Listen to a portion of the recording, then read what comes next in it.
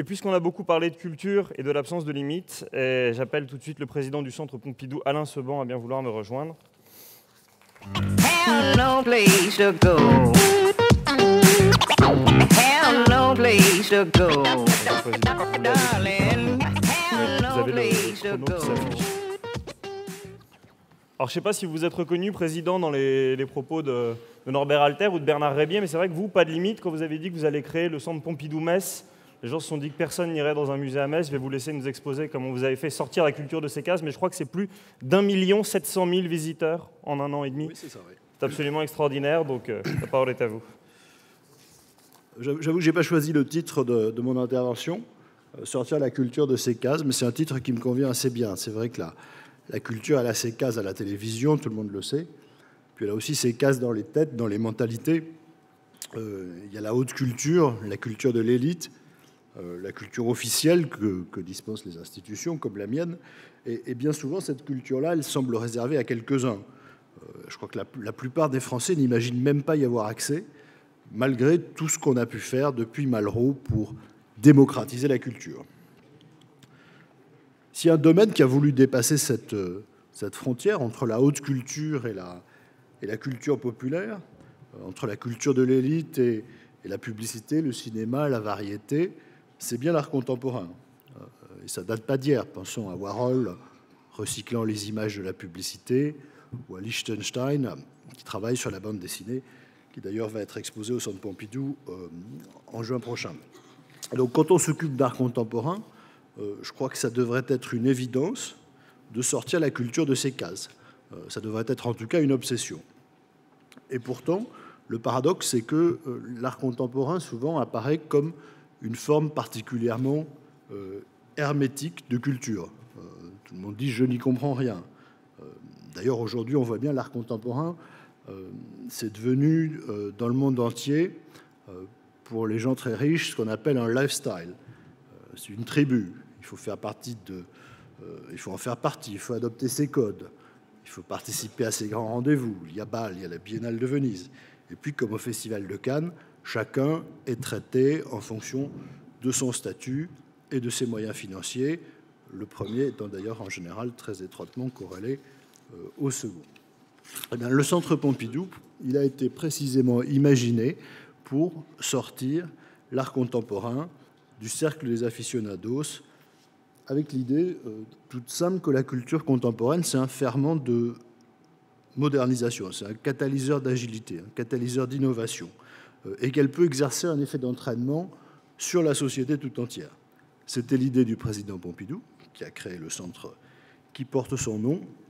Et moi, tout mon travail, ça a été d'essayer de démontrer l'actualité de cette idée à l'époque de la mondialisation, qui est une époque où toutes les nations sont engagées dans une course à la modernisation. C'est une modernisation sans modernité, c'est la différence avec la modernisation de Georges Pompidou, mais c'est malgré tout un enjeu fondamental pour les sociétés contemporaines. Et pour ça, il fallait bien sûr démontrer qu'il n'y a pas de contradiction entre contemporain et populaire. Il fallait démontrer qu'on peut être à la fois une institution de référence mondiale dans le domaine de l'art contemporain et un lieu qui s'ouvre à tous les publics et qui va donc irriguer la société française tout entière. Et ça impliquait de renouer avec une valeur qui devrait être, à mon sens, la valeur fondamentale de toute institution culturelle, a fortiori du Centre Pompidou, l'innovation. Il fallait le faire en plus dans un contexte qui pouvait inciter à la prudence, peut-être même à la morosité, voire au pessimisme, ou à l'attentisme, celui d'une réduction des moyens publics. Tout ce que nous avons fait au Centre Pompidou depuis 5 ans, nous l'avons fait en réduisant les effectifs de 7%, en diminuant les subventions de fonctionnement de l'État de 6%, en faisant passer la part de financement public de 3/4 à 2/3, en augmentant les ressources propres de 50% et en stabilisant les charges fixes. Et nous l'avons fait grâce au mécénat, grâce à une meilleure valorisation de notre marque, une meilleure valorisation de notre collection, une meilleure valorisation de nos savoir-faire. Si l'établissement a pu faire tout ça, sans crise sociale majeure, C'est parce qu'il a été porté par un projet stratégique, qui s'est décliné lui-même en une série de projets concrets, qui ont mis cette institution en mouvement et qui lui ont permis d'enregistrer les succès qui sont, je crois, reconnus et qui ont démontré la possibilité d'avancer, même dans ce contexte de crise. Le mot d'ordre du projet, c'était l'ouverture. Je reviens, sortir la culture de ses cases, décloisonner, aller au-devant de nouveaux publics, s'ouvrir, culture, ça rime avec ouverture. Un musée, le Centre Pompidou, c'est une collection. C'est un lieu pour la montrer. C'est fondamental, ça le restera. Parce que l'essence même du musée, ce sont des œuvres originales, et c'est le pari qu'aucune copie numérique, si parfaite soit-elle, ne va remplacer l'original. Donc il faut faire venir les gens au musée. On a mené une action résolue pour développer la fréquentation du musée des expositions temporaires à Paris, avec des résultats qui parlent d'eux-mêmes, plus 50% en 5 ans pour la fréquentation du Centre Pompidou, c'est 3,8 millions de visites l'an dernier, c'est la deuxième institution culturelle à Paris, l'une des premières au monde, et une augmentation qui a tout particulièrement profité, ça c'est intéressant je crois, aux expositions contemporaines, c'est-à-dire aux expositions les plus difficiles, dont la fréquentation a augmenté de 95% en 5 ans. Cela dit, on sait bien que ce n'est pas parce que la fréquentation est bonne, ce n'est pas parce qu'on a beaucoup de visiteurs, encore 800 000 visiteurs pour l'exposition Dali qui s'est terminée il y a quelques jours, ce n'est pas parce que la fréquentation est bonne qu'on n'a pas de problème de public. Il faut aussi s'intéresser à la composition du public. Il ne faut pas que ce soit toujours les mêmes qui viennent. Il faut élargir les publics. Et ça suppose de multiplier des initiatives, d'innover, je le disais, des initiatives qui peuvent bousculer les habitudes, c'est vrai, et c'est ce que nous avons fait dans une démarche d'expérimentation, avec un souci d'évaluation, d'amélioration. Mon credo, c'est qu'on n'amène pas de nouveaux publics au musée sans aller au-devant de ces publics, sans aller à la rencontre de ceux qui n'imagineraient jamais aller au Centre Pompidou, qui pour beaucoup d'entre eux même ne savent pas ce que c'est que le Centre Pompidou. Il faut donc que le musée s'ouvre en sortant de lui-même. Un musée, je l'ai dit, c'est une collection, c'est donc des œuvres d'art originales, des œuvres d'art que rien ne peut remplacer, c'est la conviction de base, et donc il va falloir, pour ouvrir le musée, faire sortir les œuvres des murs du musée. Et ça, évidemment, c'est un défi, parce qu'une œuvre qui sort, c'est un risque, une œuvre est fragile, notre mission c'est de la conserver, faire sortir les œuvres c'est aussi un devoir, et c'est ce que nous avons voulu faire de plusieurs manières, j'en citerai 3. D'abord, vous en avez parlé, le Centre Pompidou-Metz, dont on a relevé le défi, c'est un gigantesque succès, 1,7 million de visiteurs depuis l'ouverture, en octobre 2010, encore près de 500 000 visiteurs l'an dernier, ça veut dire que c'est de très loin le musée le plus fréquenté en dehors de l'Île-de-France, mais ce sont surtout, et ça c'est ma fierté, plus de 50% des visiteurs qui viennent de Lorraine, ce qui montre l'appropriation par la population de ce nouvel outil. Et c'est aussi, bien sûr, une nouvelle image, un nouveau dynamisme pour Metz et pour la Lorraine. Puis parce qu'il n'y a pas que la Lorraine, que le Centre Pompidou est une institution nationale, qu'il faut donc rayonner sur tout le territoire. J'ai dit notre horizon, c'est la société française. J'ai créé un Centre Pompidou mobile, lancé en novembre 2011, c'est-à-dire un musée nomade qui parcourt la France, qui s'implante pour 3 mois dans des villes moyennes, ou comme en ce moment en banlieue de grande agglomération, au Havre, pour présenter le meilleur de la collection. On monte dans le Centre Pompidou mobile Picasso, Kandinsky, Matisse, Léger, évidemment jusqu'à l'art contemporain. D'ores et déjà, c'est 180 000 visiteurs en 3 étapes. Et puis enfin, parce que le Centre Pompidou, c'est aussi une institution de l'Île-de-France, parisienne et francilienne, il faut rayonner au-delà du périphérique. Et nous avons parallèlement lancé une opération dans laquelle, pendant une journée, une œuvre majeure de notre collection est présentée par l'artiste qui l'a créée en banlieue, dans un lieu non muséal. Ça peut être une mairie, ça peut être un centre commercial, une école, même une prison récemment. Et puis, bien sûr, nous avons multiplié la circulation des œuvres à l'étranger. 800 000 visiteurs l'an dernier dans nos expositions en dehors de nos frontières, c'est-à-dire près du tiers des visiteurs des expositions à Paris.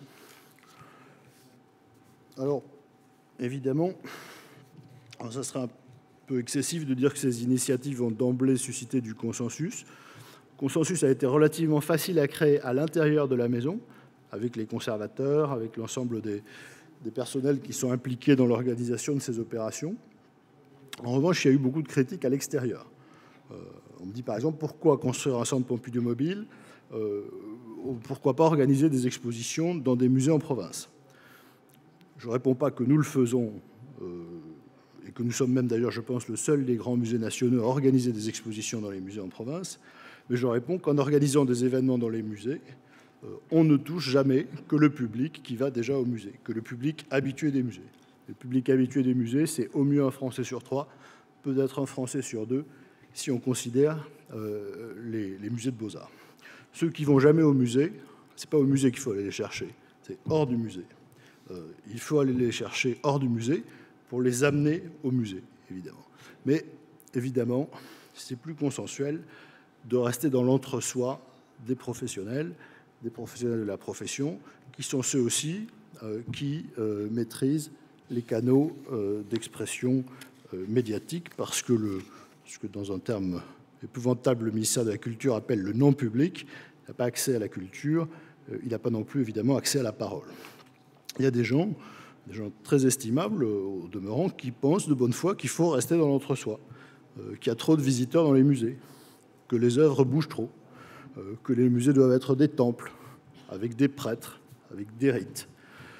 Moi, je pense que les musées, ce sont bien sûr des institutions culturelles, ce sont aussi avant tout des institutions sociales de premier plan.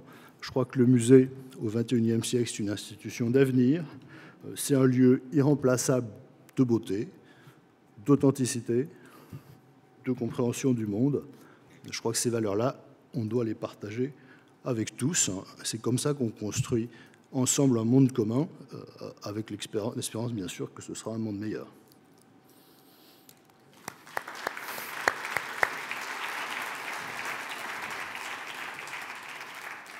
On me dit de vous faire passer une petite info de service. Si vous voulez aller sur le Wi-Fi, le mot de passe, c'est Espace Cardin, tout attaché en minuscule.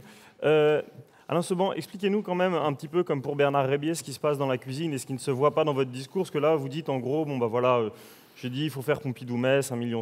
On dit tout ça va tourner. Il y a évidemment les résistances en interne. Parce que vous l'avez rappelé, la France, elle est surtout sur le point de vue des musées, extrêmement conservatrice. C'est d'ailleurs peut-être pas un hasard si les directeurs de musées s'appellent des conservateurs. Et expliquez-nous comment est-ce qu'on fait sauter les verrous et comment est-ce qu'on dit, bah, vous allez voir, on va innover, mais c'est pas grave. Et puis surtout, vous allez en être partie, vous allez faire autrement. Je crois que ce qui a été, on est une institution qui a une histoire. Elle a été créée, je l'ai rappelé, par Georges Pompidou. Tout le sens de la démarche, ça a été de revenir aux fondamentaux, de revenir aux valeurs historiques du Centre Pompidou, à ces valeurs d'ouverture, d'une institution créée pour aider la France à se moderniser, donc en direction de la société tout entière, en direction d'un public très large, et donc d'expliquer que on se bornait finalement, non pas à remettre en cause ce qui avait pu être fait dans le passé, ou ce qui était fait par d'autres, mais à tirer toutes les potentialités de la vision de notre fondateur. Ça, c'était le premier point. Le deuxième point qui était très important, c'était de dire tous ces projets innovants, les projets du président, on va les financer par des ressources extérieures.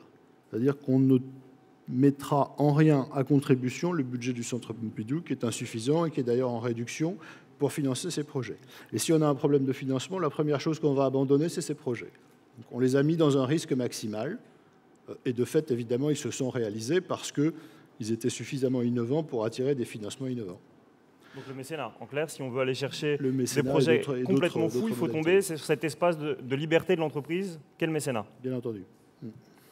Et vous le disiez, les musées français sont fréquentés par un Français sur 3, un Français sur 2 au maximum. Comment est-ce qu'on va chercher cet autre avec effectivement l'art contemporain qui est peut-être plus compliqué d'accès. L'an dernier, je crois que vous avez fait un record de fréquentation avec Soulage. La plupart des gens, ils voient le titre de la chanson de notre chanteur favori, Noir c'est noir, et rien d'autre. Comment est-ce qu'on amène le public à distinguer les nuances de noir et de lumière qu'il y a dans les tableaux de Soulage ? Le Beaux-Arts Magazine avait fait une étude sur l'art contemporain. Ils avaient présenté plusieurs œuvres aux lecteurs. Face à un monochrome blanc de Reimann, à peu près la moitié des gens disaient « bon, c'est pas trop ce que c'est ». Face à un Soulage, 80% des gens disaient « c'est n'importe quoi ». effectivement, Table Noire, c'est n'importe quoi. Nous avons montré Soulages, 1 demi-million de visiteurs. Ça a été, je crois, la 4e exposition la plus fréquentée de l'histoire du Centre Pompidou. Pourquoi ? Je crois qu'il faut... on a une chance formidable avec l'art contemporain, c'est que les artistes sont là. Et donc on a la possibilité d'impliquer les artistes. C'est toute la force de cette opération Un jour une œuvre, dans laquelle on envoie une œuvre en banlieue avec l'artiste qui l'a peinte, et c'est l'artiste qui l'explique. Et ça, c'est le plus irremplaçable des musées d'art contemporain, c'est ce rapport aux artistes. Et un des enjeux, je n'ai pas eu le temps d'en parler, fondamental de notre projet, ça a été de réinsérer le Centre Pompidou dans un rapport beaucoup plus étroit avec les artistes. Vous pouvez développer, si vous n'aviez pas eu le temps d'en parler, avant que l'intervenant suivant arrive. Et comment est-ce que vous avez innové par rapport aux autres musées? Comment est-ce que vous avez osé recréer de la co-construction avec les artistes?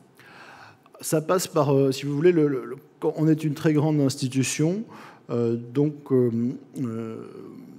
spontanément, on a peu d'occasion de travailler avec les artistes. On va leur faire une exposition dans leur vie, une grande rétrospective, et voilà, au soir de leur carrière, voilà, Soulages, il avait 90 ans quand il a exposé au Centre Pompidou. C'est évidemment pas beaucoup d'occasions de se connaître. Donc il faut multiplier des projets de divers modules qui permettent d'échanger avec les artistes tout au long de leur carrière, de les accompagner tout au long de leur carrière. Ça va depuis des projets d'acquisition jusqu'à un projet comme Un jour une œuvre dont je parlais. On a lancé un festival qui permet de présenter des propositions beaucoup plus légères, etc. etc. Merci infiniment, Président. La morale pour tout le monde, c'est que quand 80% des gens vous disent qu'on ne comprend pas avec l'artiste à 90 ans, il faut y aller. Vous battrez tous les records de fréquentation. Merci infiniment.